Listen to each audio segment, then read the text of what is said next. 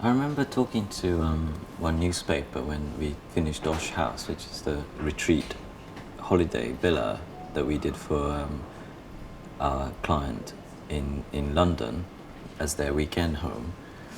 I said at the time that, we didn't want to design a Palladian villa in the landscape. Nor a Los Angeles glass house. Yeah, but I was just thinking when we went to see your, the exhibition material, I just totally just thought, how wrong could I have been at the time?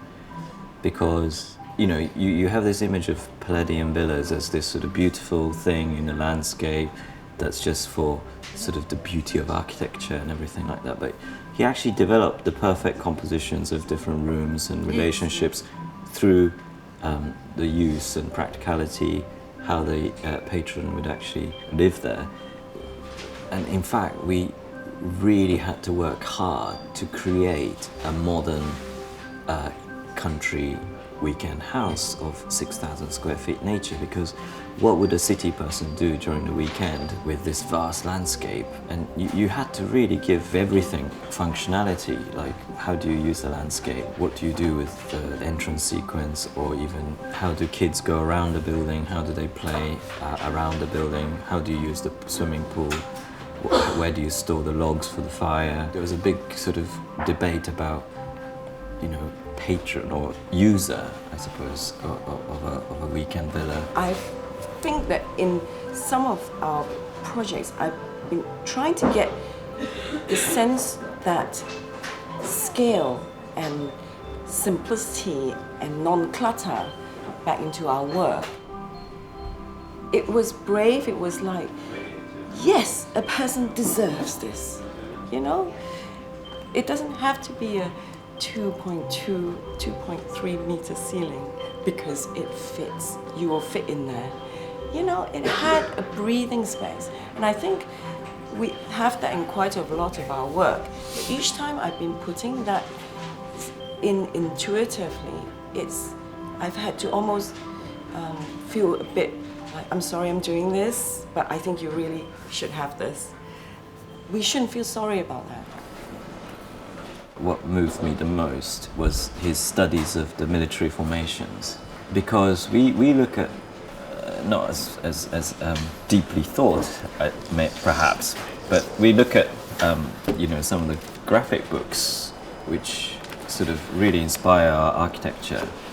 And maybe sometimes there's nothing to do with each other, but something like the Osh House in Surrey that we completed 2 years ago, there's a huge kind of reference to some of these graphics and in its kind of wonkiness, and how these sort of 50s and 60s graphics have that slight idea of notion of imperfection.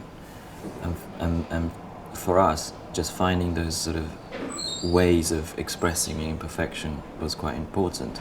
You have layered all these influences, criteria, hard and soft, subjective and objective. And our way of working through it is just sketching and sketching and sketching until what I call the moment of grace, it just comes together. And I think going through Palladio's collections was to actually sometimes pick up where he was also really working at it. Sometimes not successful sketches, but it was the next step. And gradually he got there, And I think it's the same process. His thoughts and his theories were copied by a lot of the other people, almost like a template. And in a way, they weren't afraid of that at the time, to create that sort of manifesto. Whereas today, I think, if you can't kind of go around copying Zaha Hadid, or you don't go around you don't do a replica of a Frank Gehry and get away with it. But actually what Palladio was interested in was much wider than that, than creating a sort of individual iconic building, but much more about here's a thought, and here's how I put them together, And you know, I understand that he left these drawings where it's almost like an instruction of how to draw the right proportions, and I don't think we'll go that far, but I think it's this sort of idea of leaving a thought behind that could actually be useful to the next generation is very appealing. And knowing that you are part of a layer of history. Yes, yes. And not saying that I have the complete answer here, but I am very conscious of being, you know, part of the heritage, you know. I suppose it's just working in this context. And I think if you're careful about what you leave as your layer, that's all you can hope for.